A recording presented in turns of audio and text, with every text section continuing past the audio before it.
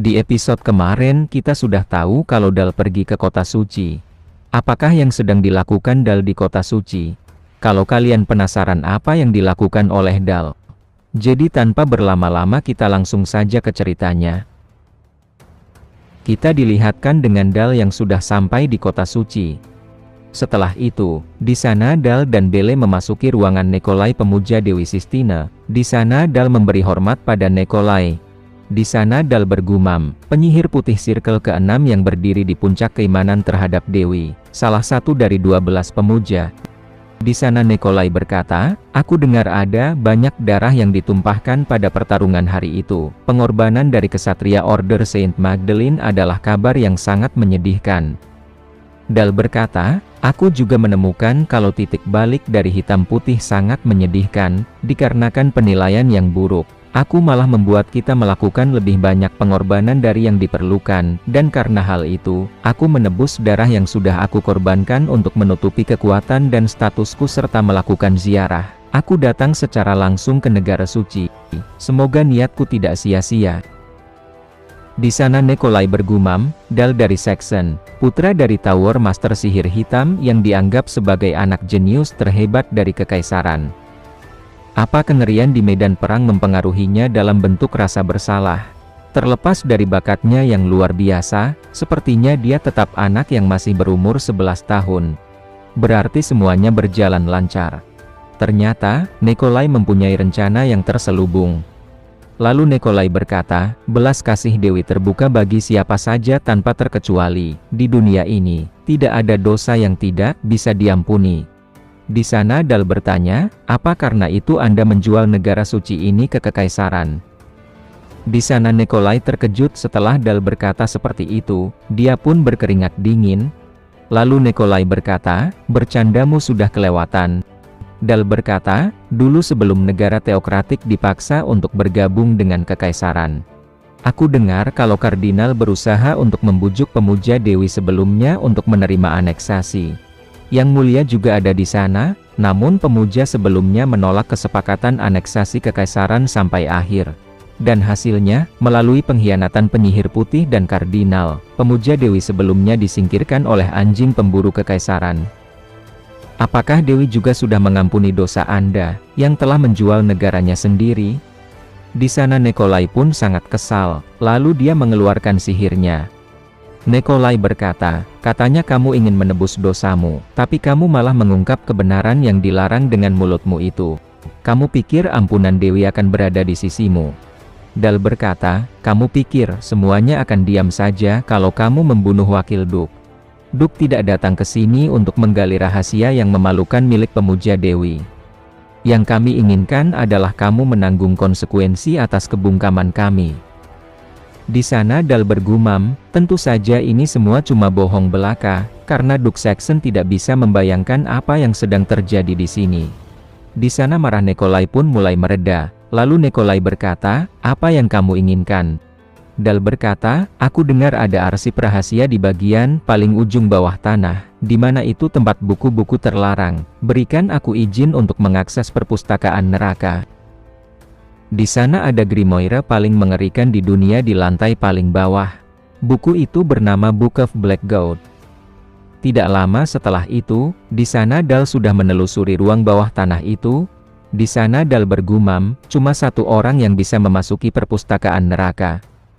Setelah itu, kita dilihatkan sebelum Dal memasuki ruang bawah tanah. Di sana Nikolai berkata, apapun yang terjadi di bawah sana, kami tidak ikut campur. Selain itu, kamu hanya bisa membawa keluar satu grimoire.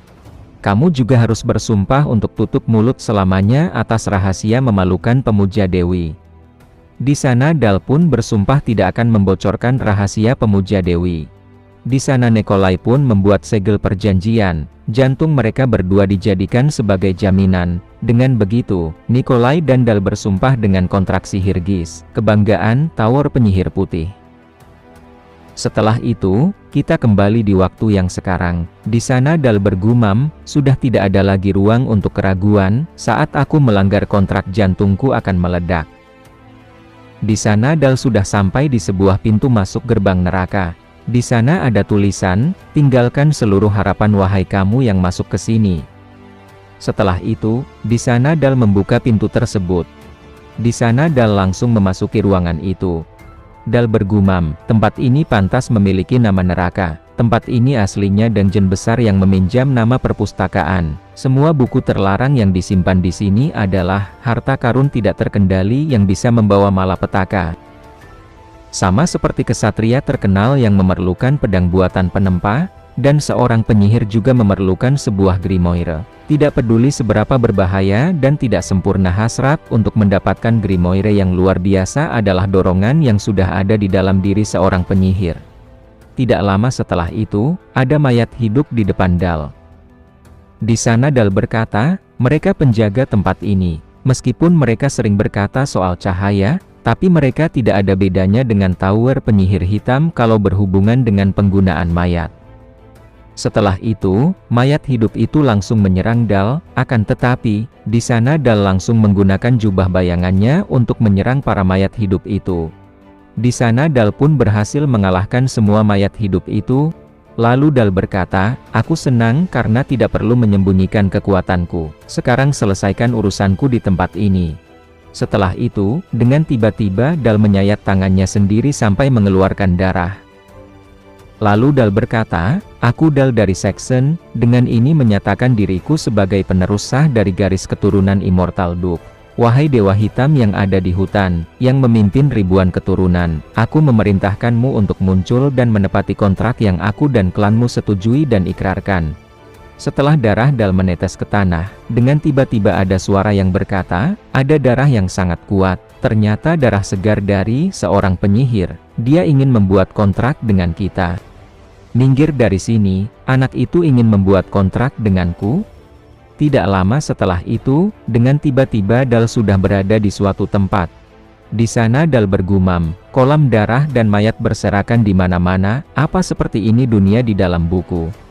Tidak lama setelah itu, ada seseorang yang berkata, buatlah kontrak denganku, aku akan membantai semua musuhmu, aku akan menyelenggarakan festival di atas lautan darah dari mayat-mayat yang menghalangi jalanmu.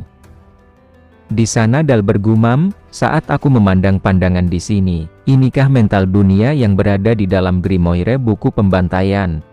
Buku pembantaian, tulisan terlarang tentang sihir darah keji, yang berisi setiap detail dari pembantaian massal. Sesuai namanya, kekuatan dan nilainya lebih dari itu. Setelah itu, di sana Dal menyuruh orang itu untuk mundur, karena bukan dia yang Dal cari.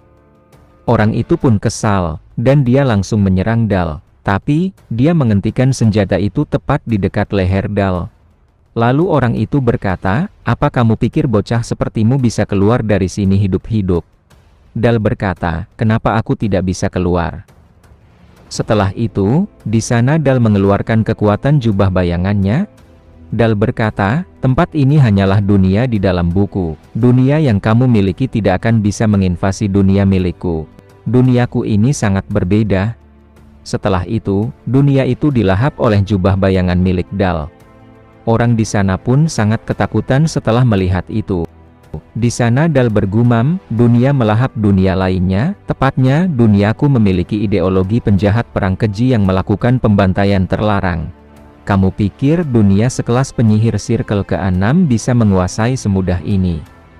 Orang di sana berkata, bagaimana bisa duniaku dilahap oleh dunia dari seorang bocah? Dal berkata, populasi jiwa yang telah mastermu dapat tidak ada apa-apanya dengan milikku. Aku bahkan tidak ingat nama dari kota yang telah aku ratakan, karena aku telah membunuh terlalu banyak. Orang di sana kembali mau menyerang Dal, akan tetapi, dengan tiba-tiba tubuh dari orang itu telah terpotong-potong. Orang itu pun terkejut dengan apa yang telah terjadi. Setelah itu, dimensi itu pun perlahan mulai hancur. Dal merasa apakah dirinya akan kembali? Akan tetapi, dengan tiba-tiba ada wanita yang memanggil Dal dengan sebutan kakak. Wanita itu berkata, aku senang melihatmu, aku merasa sangat kesepian, apakah kamu akan bermain denganku? Di sini sangat dingin dan sepi. Di sana Dal bergumam, buku Gold Black. Grimoire yang memiliki oleh Duke Frederick yang abadi dengan mengorbankan putrinya sendiri sebagai persembahan untuk menyelami kebenaran di balik kematian. Karena hal ini, perwujudan dari Grimoire adalah seorang gadis muda. Tapi gadis itu bisa dibilang adalah anak kandung Duke yang abadi. Lalu Dal berkata, "Mari buat kontrak denganku, anak dari Black God." Wanita itu berkata, "Coba tunjukkan padaku duniamu, Kak." Setelah itu, di sana Dal menunjukkan dunia milik Dal. Wanita di sana berkata, "Jadi ini duniamu, ini sangat indah, aku sangat menyukaimu." Setelah itu, di sana ada Nikolai dan para kesatrianya yang terkejut melihat Dal dan wanita yang ada di dekat Dal. Di sana Nikolai bergumam, "Apakah anak itu berhasil menyentuh buku itu?" Di sana Dal berkata, "Yang mulia, apa yang membawamu ke sini? Pihak yang mendatangani kontrak tidak akan bertanggung jawab dengan apa yang terjadi di neraka. Kamu pasti merasa cemas. Aku anggap kutukan saja tidak cukup untuk membuatmu tenang. Kamu datang ke sini untuk menyingkirkanku. Tapi ini adalah dunia kegelapan.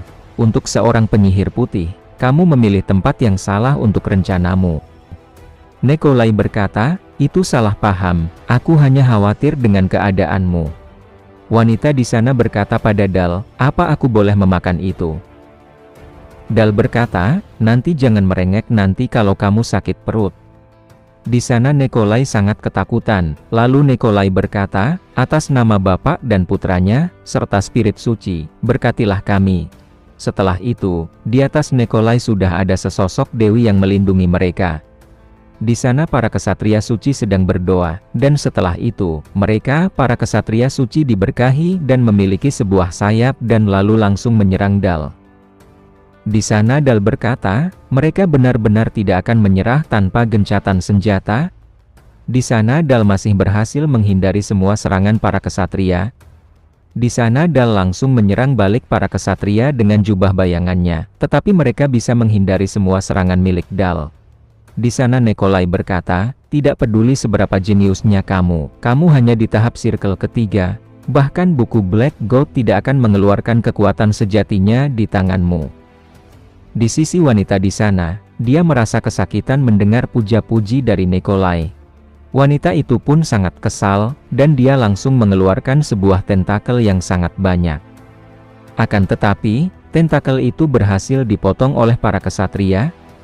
Di sana para kesatria langsung mengepung wanita tersebut.